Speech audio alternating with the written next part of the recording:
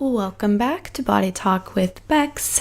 This week I get to interview Paul Kerensa. He is a stand-up comedian and freelance writer on lots of different BBC shows. And he was born with bladder exstrophy. And I was really excited for this episode because I've never gotten to speak with a male who has bladder exstrophy and hear what types of struggles they go through that are different than females. So I'm just gonna go ahead and jump right in here.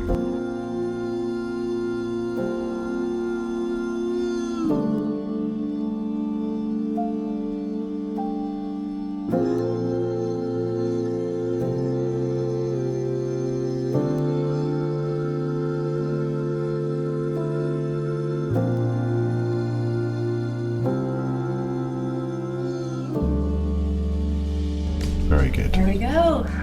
Okay. So I've been really looking forward to talking to you for a couple of reasons. One is that I haven't yet heard from a male perspective for bladder exstrophy. Actually, I just realized my microphone's like way far away. Oh, there you go. That's quality. Is that better? That's great. That Okay. sounds like you're there. Great. Sorry about that. That's fine. So yeah, I haven't heard any male perspectives on the bladder exstrophy yet, and we have such different anatomy. I'm sure there's so many different things that for you I didn't have to deal with and vice versa. And then secondly, I am really interested also in hearing, just because the experience in different countries, just, different treatment plans. And, I was talking to the girl in Scotland and hers was so different from what we were doing here, just in terms of like availability, even of, pharmaceuticals and things like that. So yeah, of course. Yeah. I heard Kirstine's episode. It's a great listen. So good on you for getting this stuff out there. It's a great thing to do. Yeah, it was really great chatting with her. I liked chatting with her a lot. Yeah, so those are my two main reasons why I was really excited to talk to you.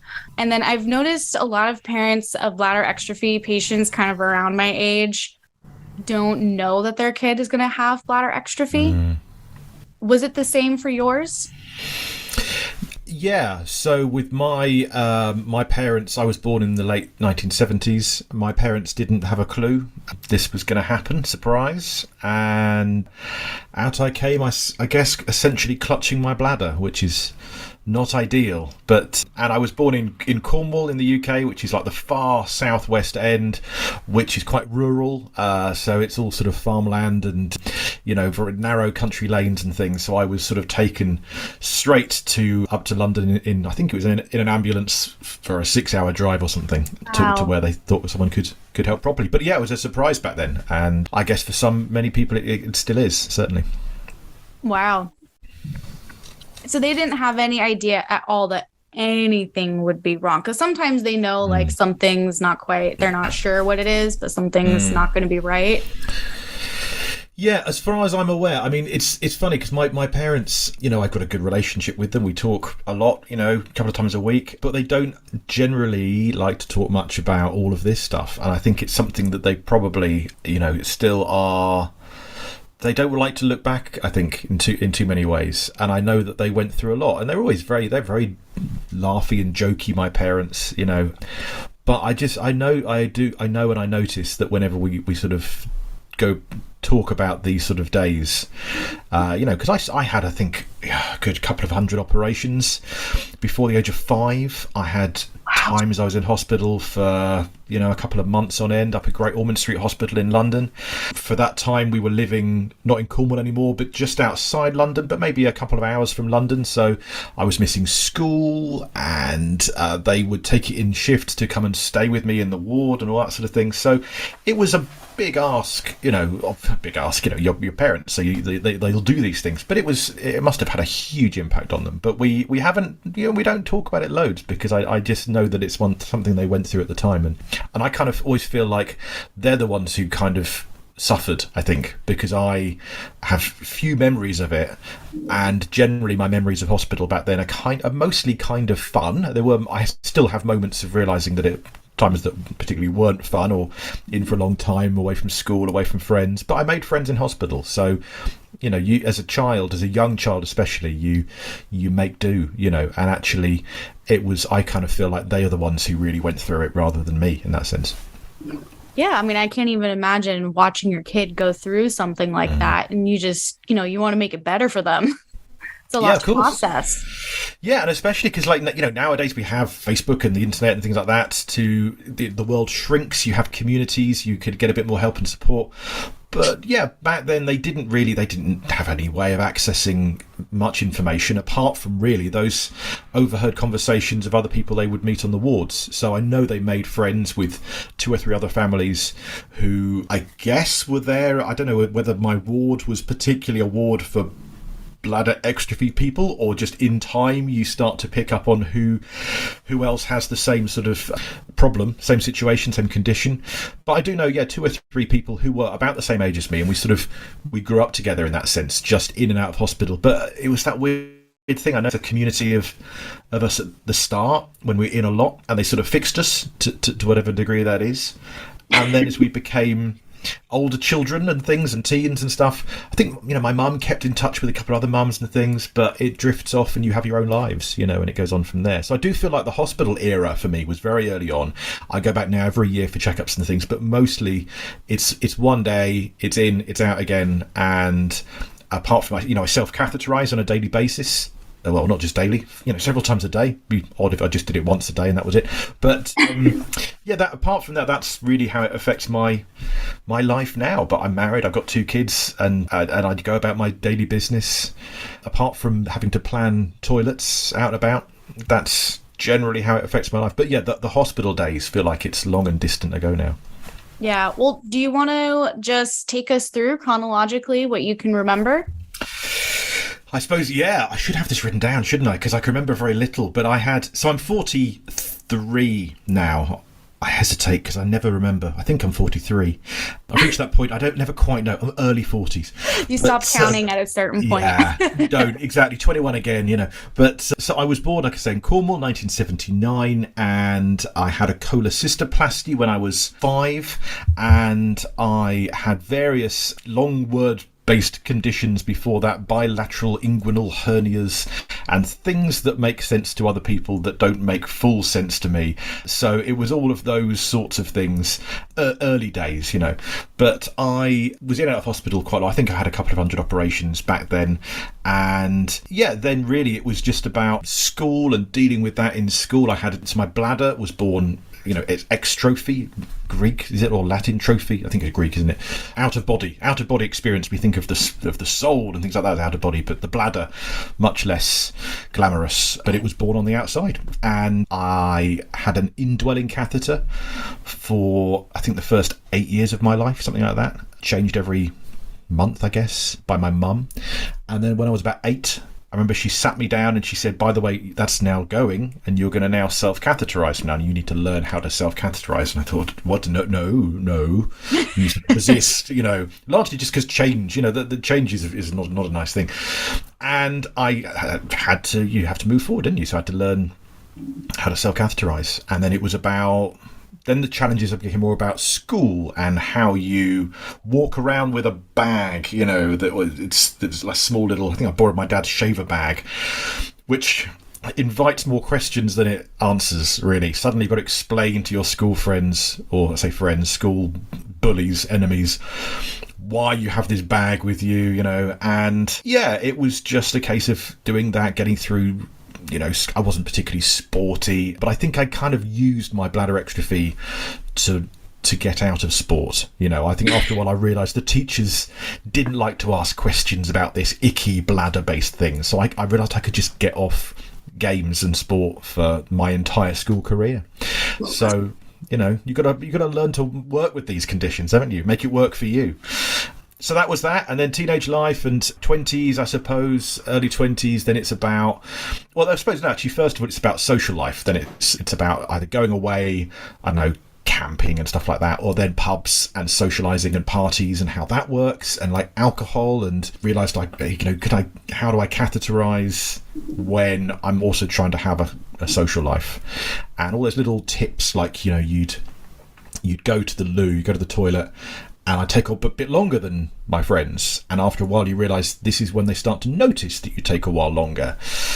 And I'd come back from the toilet in a pub, always on my phone, as if I've just had a phone call, and people didn't ask questions. And then over a while, friends go, "You always get phone calls when you go to the gents' toilet. What's that all about?" So it's all that stuff. And then it's sort of dating and working out how to address that, and when to talk about your bladder problems. Our first date is weird, but then like if you leave it to the fifth date, that's also weird. So I found second, third date is kind of the sweet spot for that. It's all that sort of tricky. And then after the dating thing for a decade or more, I met my wife, and she was a nurse. I didn't meet her through her being my nurse, but it just meant that she didn't find the stuff icky, and that was great. Just finding someone, because I had girlfriends who did find it icky, and you think, oh, okay, it's going to be tricky. It's tricky if it's icky. But meeting, my wife was great because she just understood it. Even if she didn't fully understand it, she was interested enough in it to get it and didn't dismiss it. Didn't dismiss life and a relationship and things because of it. And then it became about kids, and can we have kids? Because that's a big question, of course, for many people. And we looked into IVF and ICSI and all of these medical things, because I was always told it would be tricky to have kids. And at the time as well, it depends how advanced you want to get down this road, but we're talking around the issue for a start anyway. I always found it rather tricky to produce much that was enabling one to have children, put it that way. So because I had operations and things like that, and a lot of pulling around and in the inside of things. So, but then actually we were like so lucky, but also we had to really push for medical help. We got a psychosexual counsellor on the NHS, which was amazing. I think the funding was withdrawn soon after, so we were kind of lucky with that. But we really pushed, both with my experts in London, our local doctor as well, on both sides of it, two-pronged attack. And we got this psychosexual counsellor. They saw us for a bunch of sessions, kind of just relaxed us a bit and stopped us panicking, and that helped, I think it's fair to say. And we now have 2 children, and here we are. I suppose that's it in a nutshell. I've rambled on for a long time there, but that's 4.5 decades in 4.5 minutes. There you are. Well, yeah, it's interesting that they had said that you would have trouble having kids, because they always tell the females that we're going to have trouble conceiving. So right. I think it's interesting. Right. It's kind of the same for guys as well. I guess, I don't know. I don't want to. I'm not medical enough to know whether they just don't know or just say they've been put, because I suppose the doctors we see now, I don't know about you, but the doctor I see now has sort of inherited me and inherited the fact that all my surgery has been done by doctors decades ago. So, and I guess we're all individual cases, and there's not like a one-size-fits-all answer, I suppose, to a lot of these things. So I wouldn't be surprised if doctors that we speak to now look at our files and go, well, it's going to be tricky because we don't know enough about what's happened here. But I suppose I'm sure. I'm not medical. There's probably medical people listening to this going, no, that's completely not the case. They can look at your notes, they can realise these things and work out exactly what can or can't be done. But I do know that people with exstrophy have had kids, and I know people who haven't had kids and haven't been able to have kids. I know men who've had a lot of issues in sex and things like that to try and, or just relationships, so there are a lot of hurdles basically, and some hurdles you can get over quite easily, some are a lot bigger and trickier. And whether it's social, physical, physiological, medical, urological, I don't know. It's we're all different in that sense, and good luck to all of us. But I think it's all, there's hope in all those areas, I think. And I would always say, keep pushing away. If you want that family or that relationship or that solution to, I don't know, continence, whatever, sometimes you've got to keep pushing with different doctors and knock on a few doors and ask for help and reach out and find these communities on Facebook and things like that. And podcasts like this are good on you for talking about this stuff. Thank you.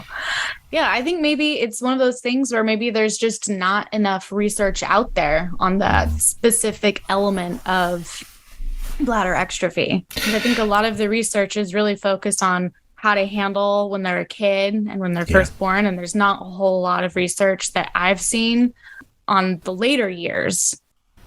100% agree with that. I certainly found that when I was a child, and then like I don't know what when adolescence kicks in, but when I was I was suddenly under an adolescent doctor, and I always felt that those checkups were about the bladder and about, is that working? Do we need to change anything there? Are there any leaks, gaps, infections, those things? Which, you know, they were enough challenges there. I've had infections galore. I've had peritonitis twice. I've had a couple of times when it was kind of touch and go on the operating table. And, you know, some pretty severe mortal threats in that sense. But once you fix that, I think that does have to be the primary sort of stuff. But then, the next level then has to be dealt with. And I think they're getting better at that, I think. I've spoken and met with some great clinical, you know, nurse specialists and things like that. I think they're getting better. But, yeah, I think you're right. It's certainly not their primary motive to make sure we can all sort of function as, you know, social, marital, sexual beings, whatever it might be. They just want to, you know, there's a lot more focus, perhaps right, I suppose, on making sure that we live and our organs work. But yeah, it's tricky. I mean, that's pretty important too. Yeah. Can we have it all? Is that too much to ask for the lot? Is that too much to ask? I know. Yeah. Yeah. Well, do you mind kind of talking to us about all of the medical things when you were a kid? Yeah. So, what do you want to know? See what I can remember. All of it, whatever you can remember. All of it. I'm trying. Do you know what? As we speak, I'm trying to find. I've got a PowerPoint thing I did for a medical presentation, and I was trying to find it, and I can't find it. I've got it on my computer somewhere. Basically, my medical CV, my medical backstory, which is beyond my mind, you know, and it's that odd thing of reaching back into the dim and distant past and trying to remember things that I was told that hadn't happened. Right, I found a list. I've got a list. Here we go. Right. So, if this means anything to anybody, I don't know. 3 months, I had bladder closure, repair of these bilateral inguinal hernias, which sounds important. 18 months, repair of epispadias. 4 years, bilateral osteotomies of the pelvis. Oh, I think that's when I was in for the. I had my legs up on the you know, in plaster basically for 6 weeks. Couldn't move out of bed for 6 weeks. Wow. That was the big one. And I was on a TV show. I've got the video clip here. I was on a TV show for the BBC when they were doing a day in the life of Great Ormond Street Hospital, and that's when they filmed that. So it's me in like 1983, I guess, doing my schoolwork in hospital, and yeah, just kind of there for a couple of months. That was my time there for a while, you know. And wow. Yeah, and then, but 5 years, age of 5 years, I had cholecystoplasty, fixing the bladder, patching it all up with bits of my bowel were sort of attached. I sometimes say that it was because it's a bladder I wasn't born with technically, but it is now my bladder. I call it my step bladder. So that kind of works. But that was the main stuff. And then started catheterising at the age of 8. When I was 23, that was one of the big ones. And actually, I will shout about this because I was 23. It was, as we call it in Britain, Boxing Day. Do you have Boxing Day in the US? It's sort of the day after Christmas, the 26th of December. I mean, it's on the calendar, but I don't think I've ever met anyone that does anything for it. No, it's just it used to be Boxing Day sales, but then Amazon took over, so that's not even a thing. But, you know, it's the day after Christmas, lots of turkey sandwiches and food. And my parents went out to a neighbour's lunch thing. I was just feeling a bit like, I think I've had too much turkey. I'm going to stay here. And then while they were out, so I was 23, I was at home alone. And by the time they got back, I was writhing on the floor. Never known agony like it. Turns out it was a rupture in the bladder. It was peritonitis.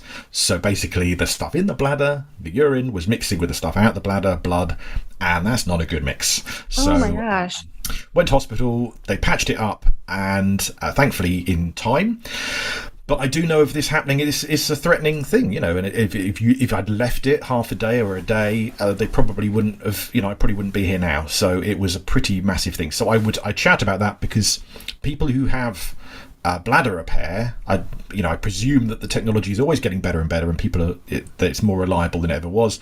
But I guess it's a wear and tear thing, and if a man-made fix like that is going to have, you know, potentially after a while, you know, I was always told, be careful playing extreme sports and rugby and things like that. If you get a kick to the belly, basically, you know, it's delicate, you know, and I can see that then because that I had that rupture there, and it doesn't mean that, you know, you instantly got a massive problem, but just be aware. And ever since then, if I get a pain or whatever, I've got to listen to my body and realise that sometimes I've got to go to the doctors. Most of the time it's a twinge and it's a UTI, just an infection or something, which is still nasty, or, cystitis or whatever. But I just need to listen for my body and not just ride through it, take some painkillers and go to bed and think it'd be fine. Just work out when it's serious, and then act on it, I guess, is my tricky lesson from that. But yeah. Oof.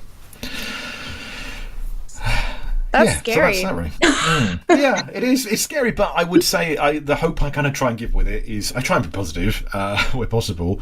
So I only want to scare in a good way, saying, look, just listen to these things if these things happen. And maybe that was a one-off and a rarity. I don't know, but I just think, we have it's also, there's always that balance as well, I guess. And I've met people with exstrophy who want to forget all about it, and they go, I just want to live my life. I don't want to be defined by my condition. I want to go on and do my thing. I want to ignore it completely, and I fully respect that. Then I know other people who dwell on it a lot, and every day of their life they're thinking about it and they are defined by it. And I suppose I try and pick a bit of a middle path where I don't want to be held back by it, but I also make sure I want to just listen out for those twinges and aches and pains and things. Although now I'm in my 40s, aches and pains and twinges, my knees are going, what can I tell you? That's just age, but there you are. Yeah. So now it's defining what is just aging pains versus... Exactly. I know the bladder pains now. That's all right. I know that one now. There you are. I think we learned to detect those at a pretty early age. Yeah, I think so. Yeah. I mean, most of my general life now in terms of the bladder stuff it's just about the catheters and things like that. And I've sort of... the way they adapt and change, you get these new ones now in little bags and things, which feels more hygienic. I used to get a lot more UTIs and problems like that. So yeah, I used to have all these little fixes. Like I had a belt, which I'm still wearing now actually, with a zip in it, and it's a money belt, so you can store money in it, but actually if you get the right ones, it's the perfect size for a catheter. So that was great to be able to walk around always knowing around my waist I have an emergency catheter. So that's awesome. That's really things cool. like that. It's nice. Like your little secret pouch for all your stuff. Yeah, exactly. And actually this one, because I now use the little sort of ones in little bags that are sealed and more hygienic, the one in my belt I've actually not used for years now. In fact, I should probably get rid of it because it's probably long past its use by date. But it's always been nice, little comfort blanket to just know it's there, so just in case. Nice. Yeah. How did they used to arrive then, if they weren't in little individual packages? Well, I used to have, in fact, still got some I do use here, just long. They're kind of in a pouch, yeah, but it'd be a long one, a centimetre and an inch or so wide and 20 inches long or something, and that would fit in the belt fine. But the new ones I get now they're all little. I'll show you one here. I know this is an audio medium, but you can see, and maybe you can help me define it. But this is my new catheter now. What would you call this? It looks like a little party bag at the end of a child's birthday party, And what's great is that they are completely sealed, so there's nothing getting in, nothing getting out. You open it up and it's all in a little protective sheath, and therefore my fingers are not touching anything that's going in me, which is a good philosophy in life, I suppose. Wow, that's really cool. I think we used to get the ones that were really long as well then. I haven't seen those new pouches before. Well, the other thing is I spent a good 15 years or so having just the same catheter all the time, never thinking there was a choice. We don't get catheter shops on the high street, but more's the pity. And then one day when my catheter company got in touch and said, oh, by the way, we're discontinuing that catheter, I just thought, what? My life's over. How can you... This is my catheter. It's the only catheter. I didn't even know there was an option to have a different one. And they went, oh, yeah, no, there are other ones you can choose from. We'll send you a selection of our other ranges. I'm like, you have other ranges? I had no idea. So suddenly I was auditioning catheters. And only last week's catheter company sent me one of their new top-of-the-range whiz-bang catheters that go faster stripes and, all this sort of stuff. So... it's worth knowing there are other options out there. Whether or not you have access to it, of course, depends on your healthcare system and all of these other factors. But they are out there somewhere, these options and choices and things. That's really neat. That's definitely different from here. I don't know if they have options here. It was just whatever the insurance company would send us.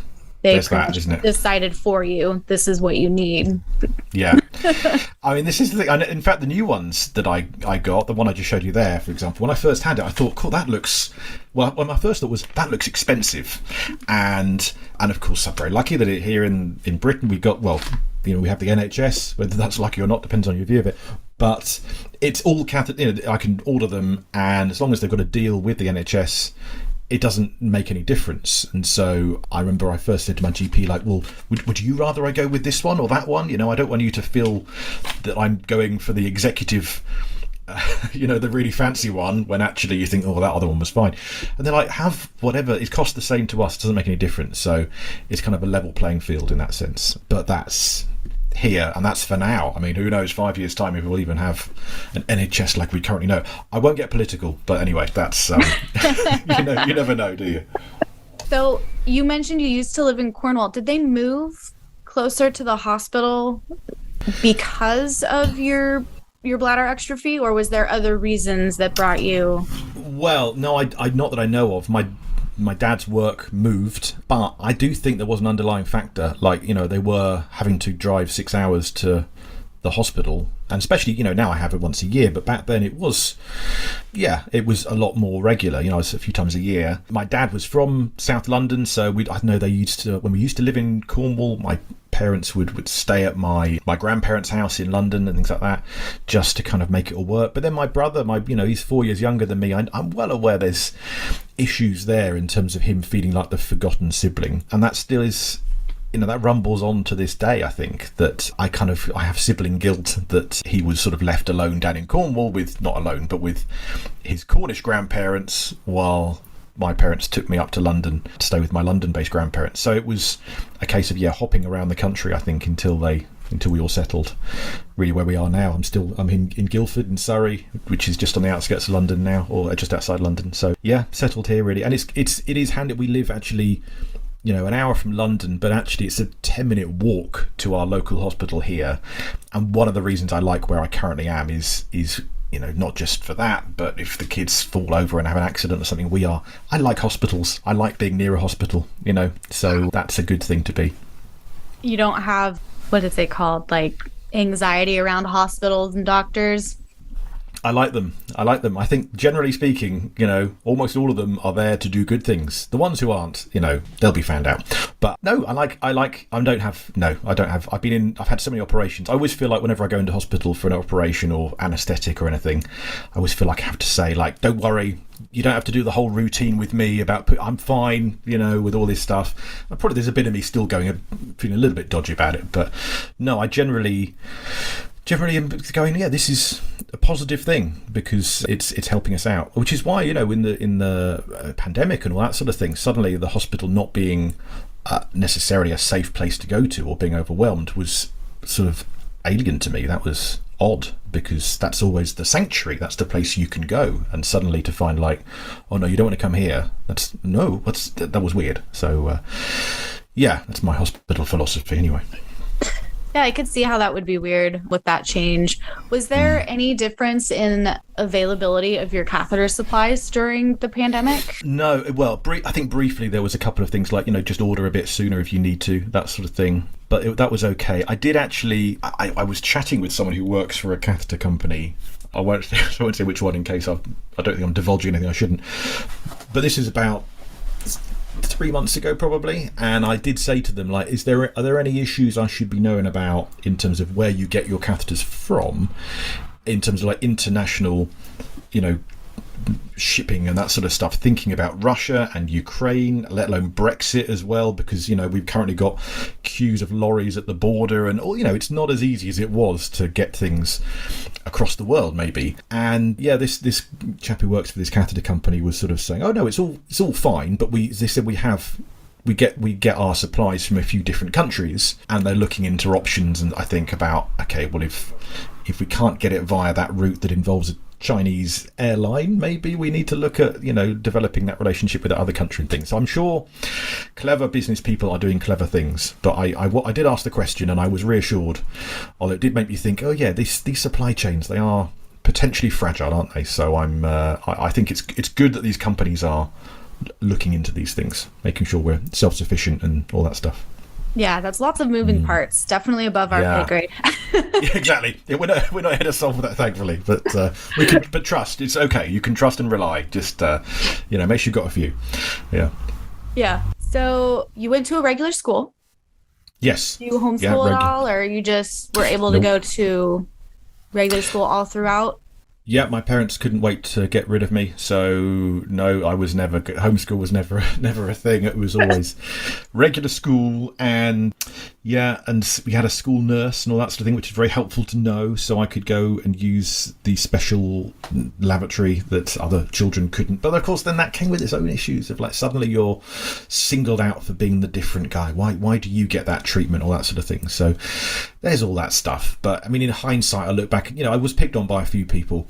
But I look back though and go, actually, if I weren't picked on from a bladder, I was a guy with red hair and glasses. They'd have found something else, So, and I see other people I knew at school who, there's always it's a jungle, isn't it? You get through all that stuff, and it was mostly fun. I've got good friends from my school days who I'm still good friends with, and in fact some of them know about my bladder stuff, but some of them I've known for 30 years and only recently found out one or two had absolutely no idea that I had anything wrong with the bladder. And I thought, we must have been to the pub together several hundred or 1,000 times, and you've not even noticed that I always spend 5 to 10 minutes in the toilets. But yeah, they're not paying attention, clearly. But I don't shout about it a lot, but at the same time I've definitely mentioned it a few times, so what can I say?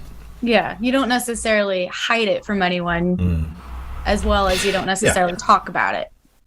Well, exactly. And in fact, like my job is I'm a stand-up comedian, and I did a tour a few years ago. I've been doing it for 20 years now, and I talk a bit about it on stage, but not about the catheterizing as much as the fact that, I've not got a belly button, for example. So I talk about my no belly button, no navel, tummy button, whatever you want to call it. And I've used that as a talking point at a few stand-up shows and things, and that's been kind of fun, and having a little routine about that. So I did a whole show a few years ago called Navelless Gazing, all about my bladder stuff. But I found what was interesting at that is I thought I'm going to out myself. As a stand-up comedian, you do Edinburgh Festival or these other shows, and you want an angle. And it's quite common at the minute to have an angle which is, people talk about mental health or new angles on, wider stories that aren't just jokes. So I thought, I'm going to out myself as a catheter user. I'm going to use this show to put a flag in the ground and sort of reclaim, this stuff and say, I'm here as a catheter user. It's a hidden disability, and I'm proud to say this is me. And it was a mixed response, I think it's fair to say. It really felt like the audience weren't completely ready for it. I had some people on the way out thanking me, saying who were in healthcare, or saying, my uncle has a bladder cancer, or my aunt has urological issues or whatever, or my cousin has a stoma. Great, you're talking about these things. Get it out there. Do this more. But I had another few people on the way out who would just go, that was a bit much. The catheter thing was, I couldn't quite, that was a little much for me. And you think it's odd that I've heard stand-up comedians for the last 20 years do the most outrageous material that's just there to shock, and audiences then don't walk out saying, that was too much. They hear the most crazy X-rated jokes and just walk out and go, shrug it off, it's stand-up comedy. But as soon as you mention putting a catheter inside you to urinate, suddenly it's like, that's a little, that goes over the line, surely. And I think sometimes you look at the audience and think, come on, at least that's true. At least that's part of my biographical, and we're doing a good thing, I think. You've got to shout about if you can talk about, it does feel like it's the last taboo in some areas, the other healthcare issues. I've seen some great stand-up comedy shows talking about, coming through cancer and heart problems and mental health and depression and suicide, all these sorts of things. But yeah, bladder though, it's tricky, isn't it? Tricky to talk about it in a way that society's ready for yet. I don't know. Yeah, absolutely. I mean, it just makes some people just uncomfortable. Yeah. And it's just part of how your body works. It shouldn't be uncomfortable to talk about. We all do it, don't we? It's just how you do it, really. So, but that's why I'm, as I said, it's great that you're doing this podcast, because I think sometimes maybe you have to make people uncomfortable a bit to sort of be able to talk about these things, because we know by now, I think, that not talking about things is not healthy, really. It doesn't make it any better or make it go away. No, it doesn't help, and it just makes people, retreat and hide away and get through things on their own, which is not good. So I think we are hopefully realizing as a society that it's better to talk about things than not. So, got to keep doing it. Yeah. So what are you still dealing with today? You say you go once a year now still for checkups and things like that, or? Yeah, once a year, and that's it really. I go back and I have a kidney scan on both sides of the kidney and the bladder. They just check that I'm emptying, voiding the bladder okay. They seem to be happy with that last few years. I've had sort of the occasional twinges in kidneys and things, and keep sort of asking the question like, oh, is that okay, that little twinge there, if I'm really full, or don't empty in time, that sort of thing. And the scans come through fine. So I think there's, just that to keep an eye on, I suppose. And, as you get older, which I sort of now feel every passing day that I am, it's things about prostate, I suppose, and it's about, checking for cancers and things like that. So I'm not worried about, I don't have anxiety particularly about those things. I'm glad that I have my opportunity once a year to go in for a checkup, and they have a chance to just do the scans and tests and things. So I trust in the healthcare system and trust that the doctors know what they're doing and are looking for these sorts of things. And otherwise, I just sort of generally get on with life, work hard, enjoy time with the, bit of travel and where possible, things like that, and just let the bladder stuff happen when the bladder stuff happens. That's amazing. So you're pretty much just living life. Trying to, but I'm well aware. I've when I've had the health stuff in the past, it's not just bladder as well. I've had 2 corneal transplants, so I'm wearing someone else's corneas right now. As in terms of organ donation, I'm a advocate for that because I've benefited from that. I can see better because of someone's gift of that. So I'm well aware that you're only ever, you don't know what's around the corner, you don't know what the next health thing is. So I'm grateful when things are going great, and I'm ready to deal with stuff when it's not. I suppose that's it. I'm philosophical about it. I'm not sort of coasting along, fingers and ears, going la la la, everything's fine. Aren't I lucky? Isn't it all going well? I am lucky, but I'm well aware that we all have little turns, so we'll cross that bridge when it happens, I suppose. Yeah. It's a nice little balance that you have right now then. Trying. But it feels busy at the minute. I think also because with the stand-up comedy, I lost a lot of my work in the pandemic, and that's starting to come back now. I do a lot of writing as well, a lot of stuff with the BBC, and it's a busy time work-wise. I'm making it busy by grabbing lots of work when I can, because I know it's a freelance issue that suddenly the work goes again. So I'm kind of a busy freelancer there. My kids are 9 and 11, so they're sort of they're great age, that we've gone through those early years when it's a little bit mad, and teenage years around the corner. So we're sort of treasuring that sort of the time we have all together at the minute. We just had a holiday for the first time. We've just been away on vacation, I should say, for the first time in 3 years because of the pandemic. So it was good to travel again, and all those, just making it all work, making life work where possible. That's great. And I'm curious, since you mentioned you had that one show that you brought in, catheter using, have you found any other places with writing and just any type of freelance work that you do where you can bring in your medical experiences and good question, actually. Yeah, apart from, I've done a couple of things for like catheter companies or pharmaceutical things but that's slightly different. That's sort of a more corporate private event for their, pharmaceutical launches or whatever. But in terms of the mainstream stuff, I am still sort of, it's not my primary thing at the minute, but I have in the past, and I would love to again pitch and write. I do sitcom writing mainly, I suppose, and comedy writing generally. And I've pitched a few sitcoms. I pitched loads of sitcoms, but one I keep coming back to is some sort of medical sitcom about urology, about urological ward, about bladder conditions. I've tried one steer which was about a hospital, about a urological place, and was told, oh no, it's a bit icky.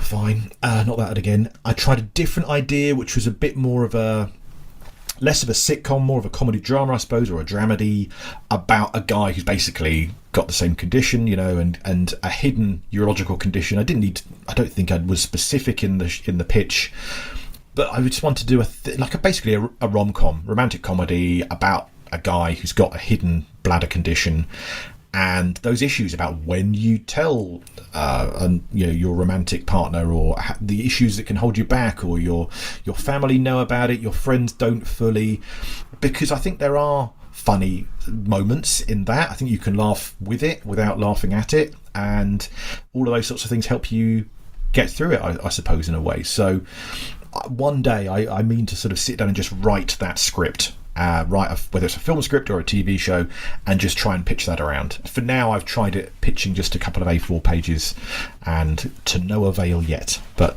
it would be nice to get something out there in the mainstream along those lines, especially because certainly in Britain at the minute, the BBC does seem to be eager for those topics on mental health, and just stories that show that we're not all right. So it'd be nice to get that going if I could. Yeah, I think they would be surprised with how many viewers they would actually be reaching. I think there's a large community of us that would love to see something like that we can relate to. Yeah, I was seeing only today on BBC News, Breakfast News on the BBC, they had a story about a 7-year-old girl who's got a stoma, and she's got a teddy bear with the stoma as well, and she's only 7, but she wants to be an advocate for, hey, we should talk about these things. And of course she's 7, that will change, I'm sure, and a few weeks ago they had a sportswoman as well who also has a stoma and goes to these things. So there's a lot more of that, and I've seen it more on the news, little features on the news and things, and the occasional longer form documentary. I've not seen it yet in a sort of entertainment capacity, in a drama or a comedy. I think the nearest I remember, the only one I can remember was, have you seen The Green Mile, the Tom Hanks Stephen King film? Because in that, Tom Hanks has a bladder condition, I think, not an ongoing one, not a congenital one or a lifelong thing, but I think he has cystitis or something, and then he's healed by the prisoner who puts his hands near him, and suddenly his bladder clears up. And I remember watching that in the cinema going, there, we're on screen, finally bladders get a mention, so that's nice. More of that, please. Yeah, well, if you pitch something and it gets picked up, definitely let us know. I'll talk about it on the show, and let's make it happen. Yeah, too right. Well, there's a surprising number. Didn't they do this survey? I think you've mentioned it before. I think Kirstine mentioned it on her episode, that there's this study they did about people who have this condition, bladder exstrophy and bladder conditions, as a child, and something stupid like a third of them go into entertainment or something like that. It's like a third go into healthcare, a third. I mean, these figures are gross exaggerated, I'm sure, but a really big chunk go into entertainment. And I know with exstrophy, what is it, 1 in 100,000 births or something. I could probably list 80 people that I know with exstrophy if I really thought about it. But of those, I know 2 comedians, a cartoonist, a professional clown, another writer. So it's just, there are people who just want to just cheer people up. You get a condition like this, you're in hospital as a child, and you think, I'm going to go into healthcare and heal people, or I'm just trying to cheer people up, and I think also essentially do a job you love. If you have those hospital run-ins early on, rather than necessarily have a job you don't enjoy, think, well, let's just enjoy ourselves and hopefully cheer others along as they go. But so maybe, if there's a few of us who are wanting to do this sort of entertainment style job, we could club together. We could maybe write and create this worldwide, global, transatlantic smash hit show of. That could be really cool. This would be nice. The whole staff writers are all bladder exstrophy people. That would be really cool. Wouldn't that be amazing? Yes, definitely. I'm all for it. Well, I think that was mostly it for all of my questions. Do you have anything else that you want to add, or any fun stories you want to share or anything? I had nothing else. It's funny, I had nothing else to add, but since you had fun stories, I'm thinking fun stories. Well, there is one that I was thinking about. Basically, I as I've gone on, I've become less. As a child, as a young adult, I was worried all the time about, what will people think? I suppose partly maybe it's having kids. Once you walk around a supermarket with baby sick on your shoulder. I no longer care anymore, And in fact, I want now to be found out. I leave catheters on tables. Like, I hope this starts a conversation, I remember going to an airport once and seeing in the bin of the gents' toilet, there was a catheter just left there in the bin. I thought, brilliant, someone who's just been in here is a catheter user. There's more of us out there. Wonderful. But that said, I worked on a TV show, and I don't think I've talked about this publicly, so I don't know if I should, but we're here now. I worked on Top Gear, the motor show, and I only worked on one series of it. It was when the regular hosts left, because Jeremy Clarkson, the regular host, punched a producer because he didn't get a steak dinner. And that's all a true story. That's in the papers. Everyone can read that bit. But I knew one of the new hosts, Chris Evans. I knew him from radio, and he said, do you want to come and write for Top Gear? So I went, yeah, of course I do. I'm not a mad car person, but I wanted the work, and it's a massive BBC show. So I got to work with Matt LeBlanc, who's Joey and Friends, and he was one of the hosts. And I thought, this is brilliant.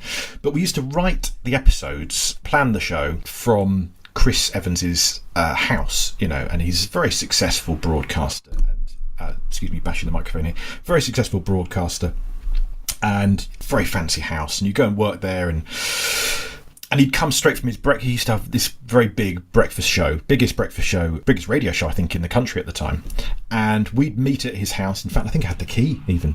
Meet at his house, but a bit nervous, thinking he's going to come straight from the radio show. We've got to plan the show, big TV show, millions of viewers, Joey from Friends, etc. And we all nervously then went to the loo, me and the other producers, the other writers. And I remember coming back from the toilet at Chris's house, and I put my catheter, because you can't put a catheter in a bin at someone else's house, let alone a celebrity's house. That's not the done thing. Take your catheters home with you, surely. Put it in my back pocket. And then Chris arrived, and then Matt LeBlanc arrived. And we're all sitting around on the sofas, and I remember feeling my back pocket and suddenly realising that I had the packet, but I remember thinking, I can't feel the catheter. Where's that gone? And I'm looking across the floor going, the toilet's over there, and I know I didn't leave it in the toilet. And I looked across the floor, and I could see shining on the very plush, very expensive carpet was my used catheter that had clearly fallen out of my pocket in the rush between the toilet and the sofa. And there's like 12 of us, high-flying execs, and Matt LeBlanc and Chris Evans planning the show, and I still to this day have no idea if any of them noticed that there was a shimmering on the floor, a used catheter. I made an excuse and went over and just get another cup of tea, picked it up, put it in the pocket, and I like to think that I was discreet enough that no one noticed, but I will always know that right next to Matt LeBlanc there was on the floor a used catheter. So there you go.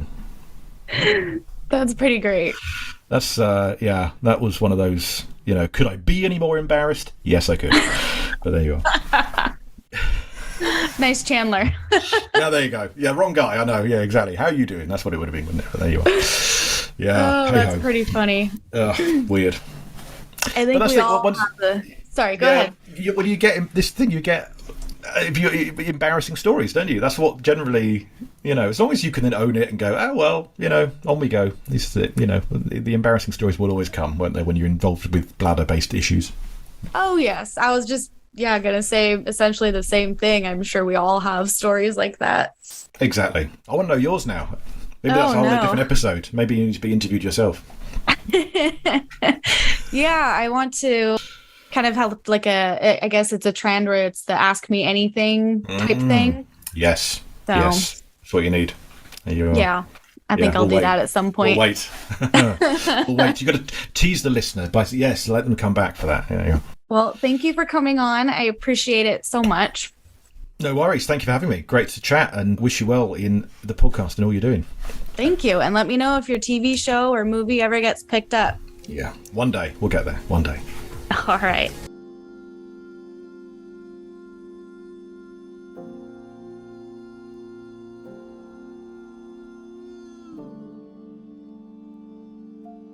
I hope you enjoyed this conversation with Paul. I did want to define one term for you all before the end here.